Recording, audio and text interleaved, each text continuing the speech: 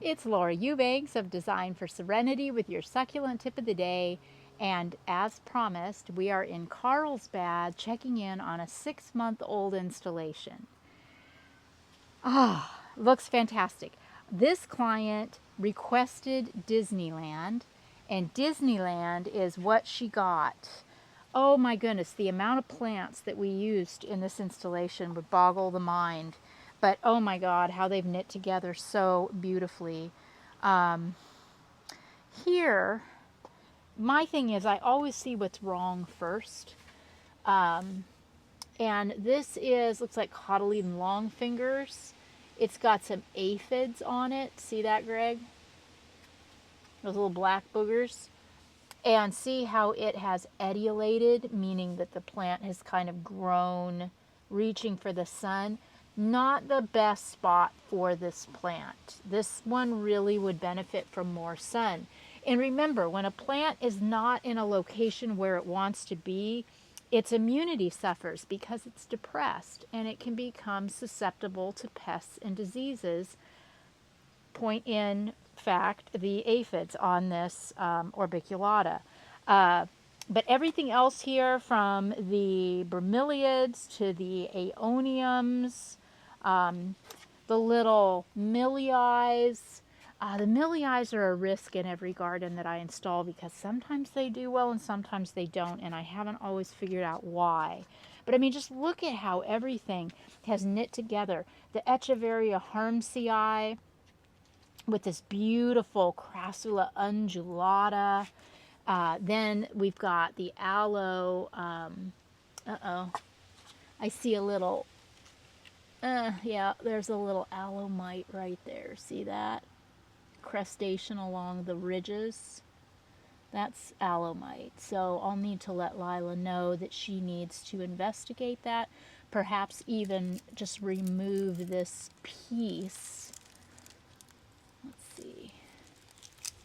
Maybe I can do it here. I didn't bring my clippers. I feel so naked. There, I did it. Okay. So, yeah, and then, kind of just, I don't see at, cursory glance, I don't see it anywhere else. But she'll want to keep her eyes open. And I really can't stress enough preventatively applying the bare tree and shrub liquid systemic in the spring and the fall to guard against snout weevil and aloe mite. Oh gosh, this mangave, this, so stunning. Here is a little Crassula undulata that may have been popped in as a cutting, and look at how desiccated it is. Not a happy camper at all.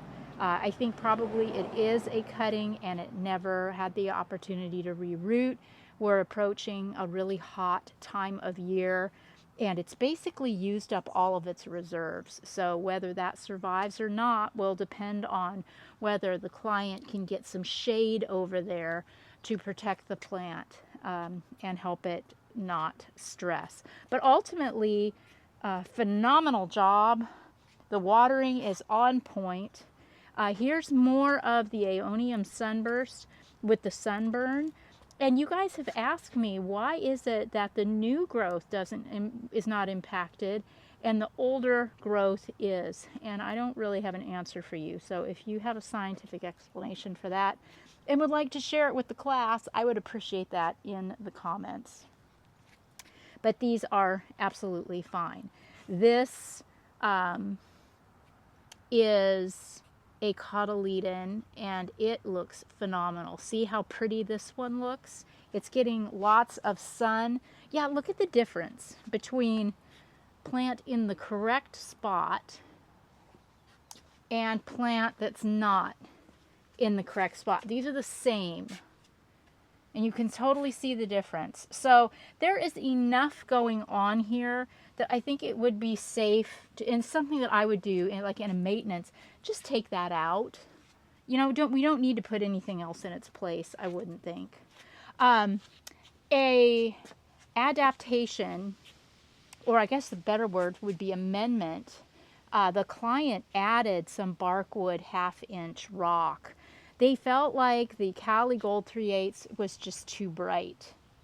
and wanted to know my opinion of adding another layer of rock. And I didn't know really. I liked the Cali gold. I didn't, necessarily know if that was something that I would do, but I said, it's your garden, and if that's what you want, then by all means. And I have to say, guys, it looks amazing. I love it. They were right. We've still got the Cali gold in the back.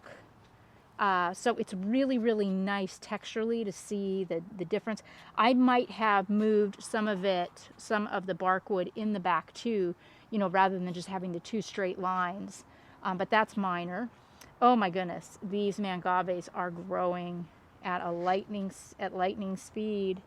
But as we get out into the hotter part of the yard, everything is doing just fine. Here's a Jasper purple boulder. Isn't that stunning?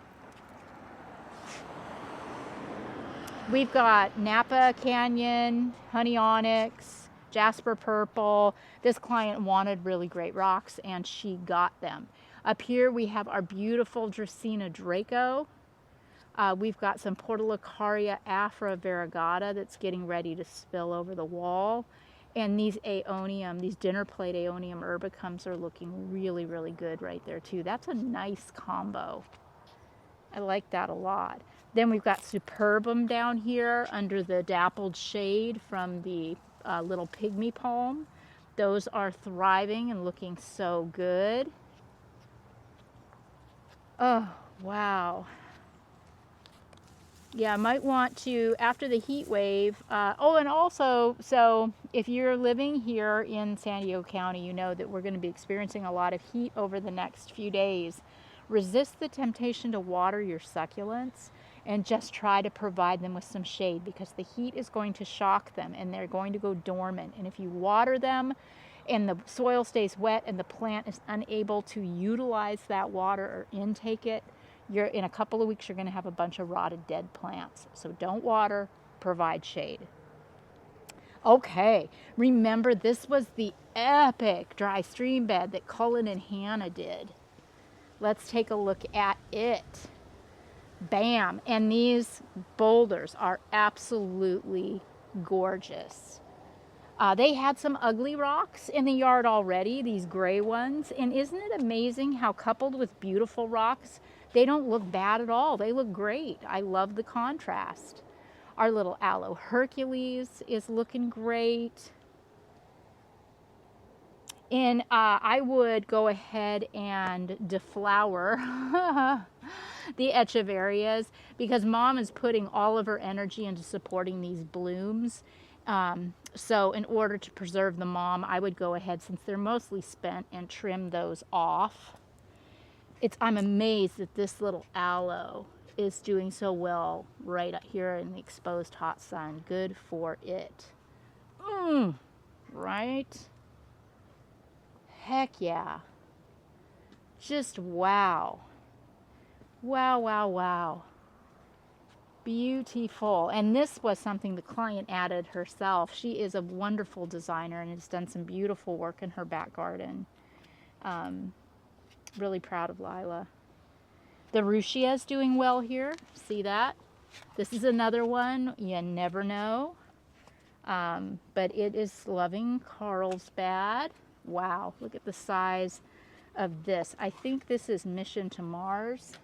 It might be Falling Waters. No, I think it's Mission to Mars. Oh, and then this was from Caesar at Sun Valley. This two-headed, gorgeous aloe. I believe that's a Bainesii. And here's one of the variegated. I posted a picture of this plant on my Instagram feed. That's the variegated Kalanchoe crested. Another really spectacular plant. And then, we just have some simple pops of fireglass in a couple of pots, which is a really, really nice touch. Check out this ruffled echeveria. Same thing here. I'd be tempted to remove the blooms, even though they're new, just to preserve the mom. And these little crassulas are also ready to be clipped back. Superbum, spectacular here. Even the aeonium kiwi, which can be a little sensitive to heat, is looking really good in this garden. Then, yeah, we've got the bridge. Walk over it. You couldn't even really see this. This was so dense with shrubs and crap.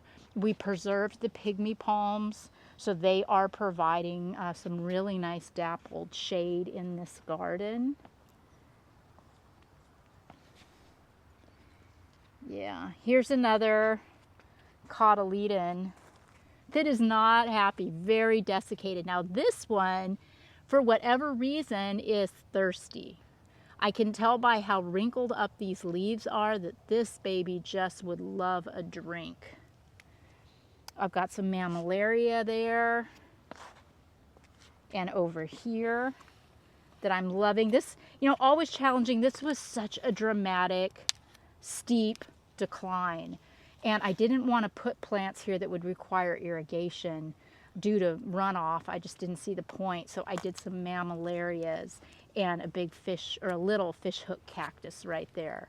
Really happy with it. And then this area that was a little more level and that I could shore up with a boulder, I planted it out really densely with crassula, aeoniums, fred ives, aloe, cotyledon, portulacaria, and oh my goodness, has this ever knit together beautifully.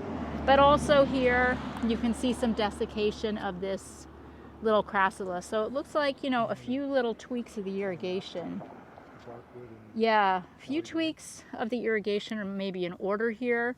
See, look at how there are places where it's dry and then not dry. So we can look into seeing what's going on there. Also, you can see here where they added the barkwood 1/2 inch and how it contrasts with the Cali gold here and how nice that looks.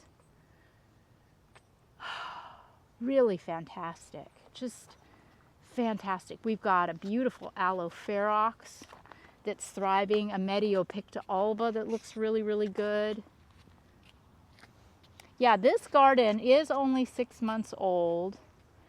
But I am going to suggest to my homeowner that I come no later than next spring to do a maintenance. I feel like we will definitely want that 1 year maintenance, just, you know, because nobody bats 1,000 and most everything is thriving and looking great. There are a couple things I would want to pull out and change. I would want to treat the aloes and agaves and even the barrel cactus systemically for snout weevil and mite. I don't see a single weed in this garden, so I know Lila is out here on the regular keeping up with this and just, yes, doing a spectacular job. So goodness, I hope that you all have enjoyed this follow-up of this Carlsbad garden and that you are really enjoying your own home gardens. And remember, don't water when it's hot. Provide shade. That's your PSA for today. And this has been Laura Eubanks of Design for Serenity with your succulent tip. Bye, guys.